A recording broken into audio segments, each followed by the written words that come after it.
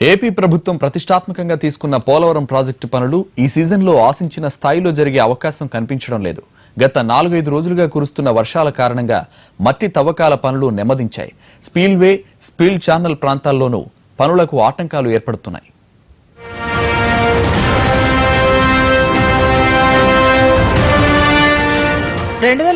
కల్లా పోలవరం మొదటి దశను పూర్తి చేయాలని లక్ష్యంగా పెట్టుకుంది ఏపీ ప్రభుత్వం. ఇందుకు అనుగుణంగానే అత్యాధునిక మిషనరీతో పనులను వేగవంతం చేసింది. అయితే కొద్ది రోజులుగా ప్రాజెక్టు సమీపంలో కురుస్తున్న వర్షాల కారణంగా పనులకు ఆటంకం కలుగుతోంది. రోజుకు 1,00,000 క్యూబిక్ మీటర్ల మేర తవ్వకాలు జరగాల్సి ఉండగా వారం రోజులుగా 30,000 క్యూబిక్ మీటర్ల మేర మాత్రమే పనులు జరుగుతున్నాయి.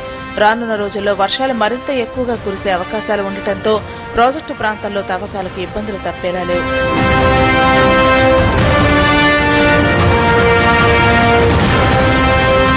స్పిల్ ఛానల్కు సంబంధించి 7,76,00,000 క్యూబిక్ మీటర్ల మేర మట్టి తవ్వకాలు జరగాల్సి ఉండగా ఇప్పటి వరకు 1,83,00,000 క్యూబిక్ మీటర్ల మేర పనులు పూర్తయ్యాయి. ఇక స్పిల్వేకు సంబంధించి 1,66,00,000 క్యూబిక్ మీటర్ల మేర మట్టి తవ్వాల్సి ఉండగా ఇంకా 42,00,000 మీటర్ల మేర పనులు మిగిలిన్నాయి.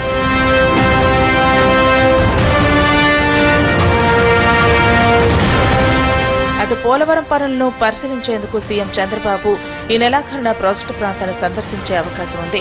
దీంతో అధికారుల్లో టెన్షన్ మొదలైంది. ఏదో రకంగా టార్గెట్లు పూర్తి చేయాలని భావిస్తున్నారు అధికారులు.